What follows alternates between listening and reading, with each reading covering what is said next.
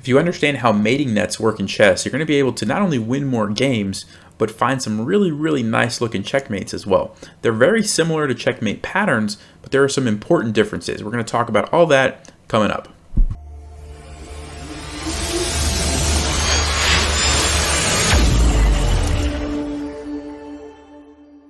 All right, so before I show you an example and talk about exactly what a mating net is, I want to talk about checkmate patterns and how mating nets are different than checkmate patterns. So if you've heard mate in 1, mate in 2, mate in 3, and you've seen these little tactics puzzles where you have to solve for the mate and there's a certain pattern, that is a checkmate pattern. So there's an example right now on the board. Back rank checkmate, bring your rook down, black's king can't move, he has to capture it. We capture with the queen, game over, back rank checkmate. This is a pattern that you will see over and over again. It has a name, and usually with these type of checkmate patterns, it's a set number of moves. Like in this case, it was 2 moves. We moved the rook, he captured it, we captured it. 2 moves, very easy to calculate, and we had checkmate. Here's another example. This one's called smothered checkmate. So whenever you have your queen lined up on the king with the knight in the way, and you can play a discovered check like this, which is also a double check, forces black's king to the corner. You can come in with the queen. He can't take you with the king because of the knight, so he has to capture with the rook, and now he's trapped in the corner, and the knight can deliver the smothered checkmate. So this is another example of a mating pattern, right? It's a couple of moves. It's usually 3 moves for this smothered mate. It's going to be the same every time. This is an example of a mate in 3 checkmate pattern. All right, so now that you have a clear understanding of what a mating pattern is, a mating net is very similar in the sense that it's usually going to lead to a checkmate, just like a mating pattern would. But the big difference is that most of the time mating patterns are a set number of moves. Like the examples we just saw, it was 2 moves, it was 3 moves. Usually you can calculate it up front. How many moves is it going to be? A mating net, a lot of times you don't know necessarily exactly how many moves it's going to be, but you know that it should either lead to a checkmate or it should lead to a very big material gain. So let me give you an example. In this position, if we bring our bishop here to h6, we're putting black's king in check, okay? He can't go this way because of the rook. He can't go there. He has to move here. Now, at this point, if we play pawn to f6, the bishop is covering here. The pawn is covering here. These pawns are stopped. They can't move. Black's king is stuck between these 2 squares, right? That's all he could ever do right now. The way the position is right now, that's all his king can do. So this is an example of a mating net. His king is trapped. He can't move, but we maybe don't necessarily have an immediate checkmate, right? Like if I could bring my rook down here, and his rook wasn't there, it would be checkmate, but right now his rook is there. Or if I could bring my knight in, I would be able to get checkmate with the bishop, but it's covered. So at this particular moment, there's no mate, but he is still in a mating net. So the important takeaway here is that a mating net traps your opponent's king in a very small area of the board where it can't move. And that's important because once you know that the king is trapped, that's the first step in getting checkmate, right? That's what checkmate is, when your opponent's king is in check and he can't move. So if you already know that he pretty much can't move, then the only thing you have to do is follow it up with, okay, how do we deliver the checkmate? And here's why this is so powerful. Take a look at this position. If black decides, you know what, I'm going to move my rook up here or up here for whatever reason, what's going to happen? Oh, immediately gets mated, right? He can't leave that because his king's stuck, and boom, checkmate. So we go back. He's like, all right, let me do something with my knight. Maybe I'll bring my knight over here to let my bishop out. Nope. Then our knight's coming in, check.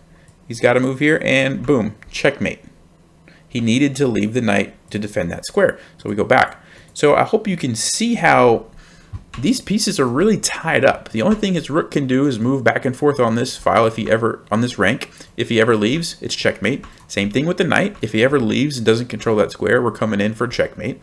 This is the power of mating nets. All right, now here's another example of a kind of a similar position, but a little bit different. Here's black's king, and we've got the bishop controlling this square. We've got this pawn, which is nicely controlling these squares. So if we play knight to c6, check, where's he going to go? Well, he can't go here because the knight. He only has 2 options. If he tries to move up, now he can bring this knight in, check. And now where's his king going to go? That's covered, that's covered, that's covered, that's covered, and then the bishop covers here. He has to go in the corner. And guess what? He can't move. He's stuck in the corner. And so this is kind of a different example of a mating net. And you'll notice if he tries to move this bishop, like maybe over here eventually to take this, well, then our rook's going to come down. Checkmate. If he tries to move this rook somewhere over here, then our rook's going to come over here.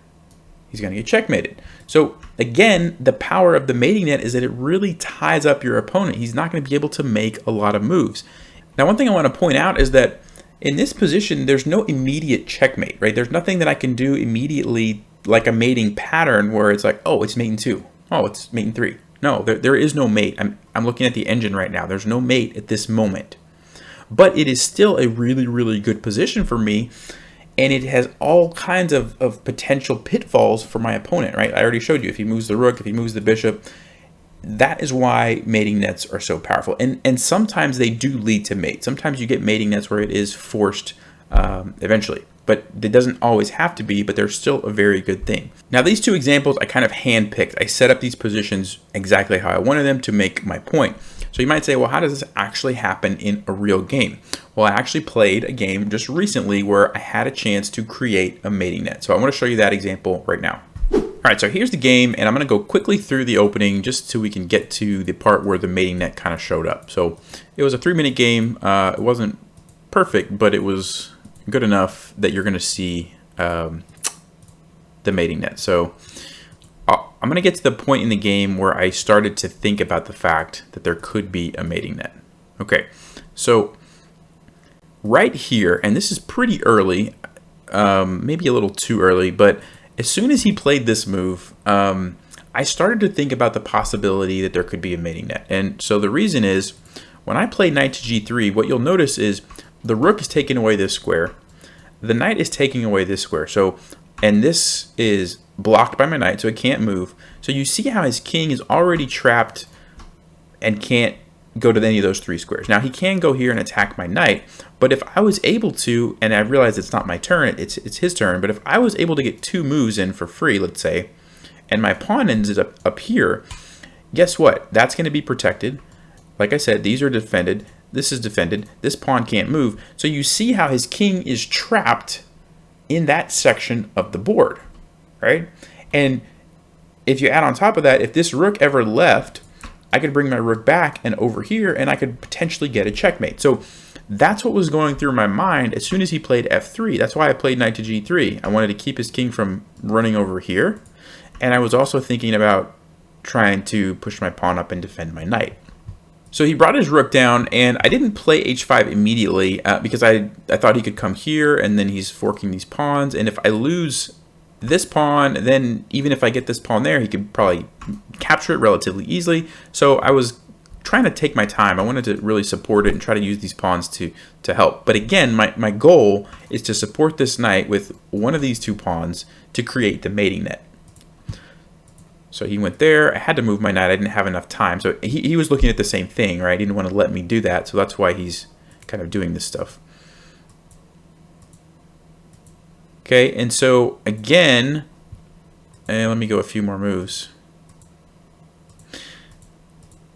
Okay, so right at this point, look at his king again, right? My rook is here, my knight is here. Okay, so all of these squares are covered, right? Which means his king is stuck between those 2 squares. And if I'm able to push this pawn up and relocate my knight here, I could have another mating net. Also, my king, I'm trying to head this way, right? Even though there's only a couple pieces on the board, because of where his king is, how it's trapped in the corner, I can very easily get checkmate with a king or a knight and a rook.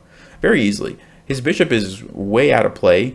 The rook is kind of a problem, but you're going to see what happened a few moves later. So I did push the pawn, and this is, like I talked about earlier, setting up an outpost for my knight, right? I can relocate my knight there if I need to, and in some lines, maybe if his king tries to escape here, well, now it's going to be cut off, right? So that was what I was doing there.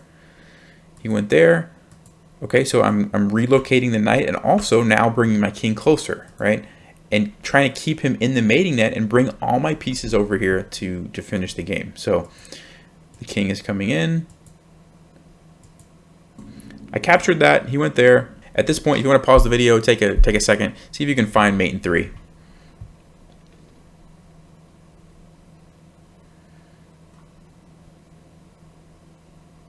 Well, if you said rook g2, you're correct. So he has to either go here or here. If he goes here, then the knight comes in and it's checkmate immediately. So he has to go here.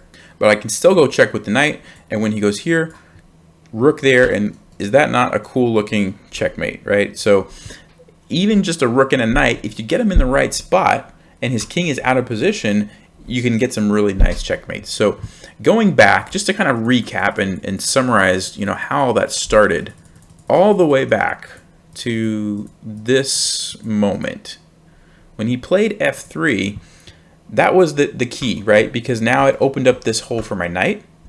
Now I could defend it with a pawn. I have a nice outpost, and because the rook is doing a great job keeping the king in the corner. Those are the kind of things that you want to pay attention for. That's kind of a clue that, like, hey, there could be a mating net here, right? It also helped that his bishop was on the other side of the board, not really doing a lot.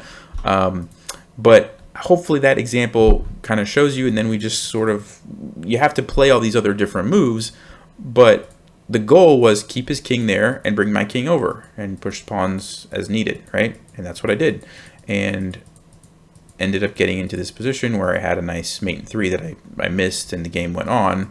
But I still, was able to win and get into a really good position because the mating net. So anyway, I hope that was a good example of how mating nets work and how they're different from mating patterns. If you have questions or comments, let me know. As always, thanks for watching. Stay sharp, play smart, and take care.